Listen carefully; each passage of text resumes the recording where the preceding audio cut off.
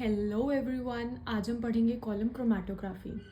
ये एक separation technique है जिसमें हम कॉलम में सेपरेशन करते हैं। ये जो आप देख रहे हैं हमारे पास बड़ा सा ग्लास ट्यूब है। ये प्लास्टिक की भी हो सकती है, ग्लास की भी हो सकती है। तो हम जो सेपरेशन करते हैं वो इसके अंदर करते हैं। इस टेक्निक में हमारा जो स्टेशनरी फेज़ होता है वो सॉलिड होता है और जो मोबाइल फेज़ होता है वो लिक्विड होता है। स्टेशनरी फेज़ आपका कुछ भी हो सकता है, फॉर एग्जांपल सिलिका हो गया, एल्यूमिनिया हो गया, ये हम जनरली यूज़ करते हैं इसमें। और जो आपका मोबाइल फेज़ होता है वो आप अकॉर्डिंग टू आपका स्टेशनरी फेज़ यूज़ करते हैं, सो दैट कि अगर आप अपना stationary phase for example polar ले रहे हो, सिलिका पोलर होता है उसका नेचर, अगर आप मोबाइल फेज़ भी वैसा ही ले लोगे तो वो आपस में इंटरैक्ट कर लेंगे, तो जो हमारी रीडिंग्स आएंगी वो रिलायबल नहीं होंगी। तो हम जनरली अपोजिट नेचर का मोबाइल फेज़ लेते हैं ताकि ये दोनों आपस में रिएक्ट ना करें। अब इस टेक्निक में ओवरऑल होता क्या है कि आप सबसे पहले तो ये जो आप ग्लास ट्यूब ले रहे हैं अपनी, इसमें आप सबसे नीचे लगाते हो अपना कॉटन बॉल, सो दैट जब आप नीचे से ये कॉक जो स्टॉप कॉक लगी है यहाँ पे नीचे, ये अगर आप इसको खोलो तो आपका जो स्टेशनरी फेज़ है, फॉर एग्जांपल अगर हमने यहाँ पे सिलिका लिया हुआ है तो वो तो सीधे सीधे ही नीचे आ जाएगा। तो ऐसा ना हो इसलिए हम पहले एक कॉटन बॉल लगाते हैं, फिर उसके बाद हम डालते हैं इसमें सैंड। हम सैंड ये जो कर्व्स हैं इस पे, यहाँ पे जो साइड में कर्व्स हैं ये फिल करते हैं। हम एक लेवल बनाते हैं उसका ताकि जो कॉटन बॉल के ऊपर का सरफेस है वो लेवल्ड अप रहे। सैंड हम इसलिए यूज़ कर रहे हैं यहाँ पे क्योंकि उसकी इनर्ट प्रॉपर्टीज़ होती हैं, और इनर्ट प्रॉपर्टीज़ से आई मीन कि वो रिएक्ट नहीं करेगा आपके सैंपल में किसी भी चीज़ के साथ। फिर हम सैंड के ऊपर आपका डालते हैं जो भी आपका स्टेशनरी फेज़ है। अब हम क्या करते हैं, जैसे हमारा जो सिलिका है, दो तरह से हम स्टेशनरी फेस को डाल सकते हैं। हम ड्राई पैकिंग भी कर सकते हैं, वेट पैकिंग भी कर सकते हैं। ड्राई पैकिंग में क्या होता है कि हम सिलिका को डाल देंगे, ड्राई सिलिका को डालेंगे एंड देन उसमें हम अपना मोबाइल फेस जो सॉल्वेंट है वो ऐड करेंगे। बट यहाँ पे क्या होता है ना, इसमें बबल्स बनने के चांसेस ज़्यादा होते हैं, तो ये लेस प्रेफर्ड रहता है। जनरली हम वेट पैकिंग प्रेफर करते हैं। इसमें हम सिलिका और सॉल्वेंट को मिक्स कर देते हैं पहले ही, फिर उसे मिक्स करते हुए हम इसके अंदर डालते हैं।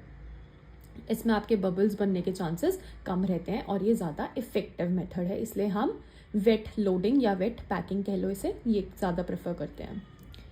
और बबल्स बनना और आपके सिलिका में क्रैक्स ना आए, इन सब चीज़ों का बहुत ध्यान रखा जाता है इस टेक्निक में।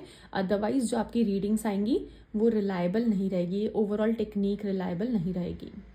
ये है आपकी डायग्रामेटिक रिप्रेजेंटेशन पूरी। सबसे पहले हमने लगा दी है अपनी कॉटन बॉल यहाँ पे, उसके ऊपर हमने रखा है सैंड।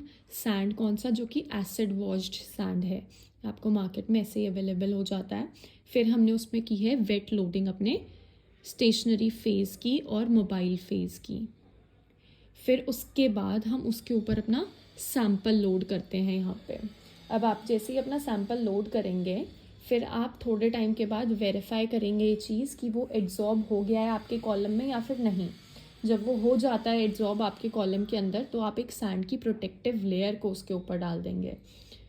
अब आप क्या करते हैं, इसके बाद अपना जो एलिमेंट है उसको फिल कर देंगे दोबारा से कॉलम के अंदर। अब आप फुल रेडी हैं इसको स्टार्ट करने के लिए। तो अब हम अपनी जो नीचे से स्टॉप कॉक है इसको हटा देंगे एंड हम अपना सेपरेशन प्रोसेस जो है वो शुरू हो जाता है। अब यहाँ पे क्या है ना कि जो आप देखोगे ना कुछ टाइम के बाद ये सेपरेट होने लग जाएगा और हम ये डिफरेंट फ्लास्क में फ्रैक्शंस इसके आइसोलेट कर लेंगे। हमें अपना जो सॉल्वेंट है ना वो इसमें ऐड ऑन करते रहना है क्योंकि वो जल्दी मूव कर जाता है। तो ऐसा ना हो कि वो पूरा निकल जाए और हमारा सिलिका ड्राई हो जाए और वो क्रैक्स वगैरह फॉर्म हो जाएंगे, तो फिर वेस्ट हो जाएगा सब कुछ। इसलिए हमें टाइम टू टाइम उसे डालते रहना है ताकि हमारा सिलिका ड्राई ना हो।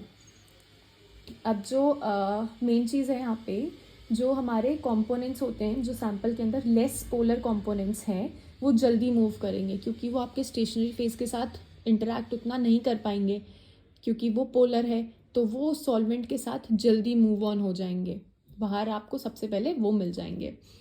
अब अगर आपका जो सैंपल है वो कलर डिफ्रेंशिएशन हो रहा है उसके अंदर, तो आपको इजीली दिख जाएगा कि हाँ डिफरेंट डिफरेंट कलर्स है, आपने डिफरेंट डिफरेंट फ्लास्क में उन्हें ले लिया। बट अगर वो कलर डिफ्रेंशिएशन शो नहीं करता है तब आप क्या करेंगे कि जो आपने फ्रैक्शंस लिए हैं, आइसोलेट कर रहे हैं, सेपरेट कर रहे हैं, आप उन्हें अब एनालाइज करने के लिए टीएलसी रन कराएंगे।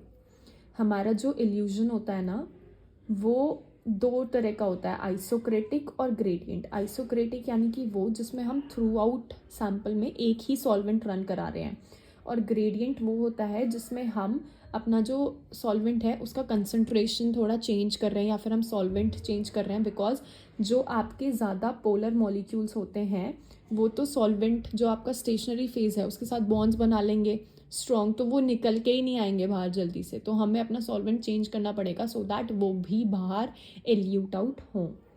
तो ये था आपका पूरा column chromatography. Thank you so much for watching.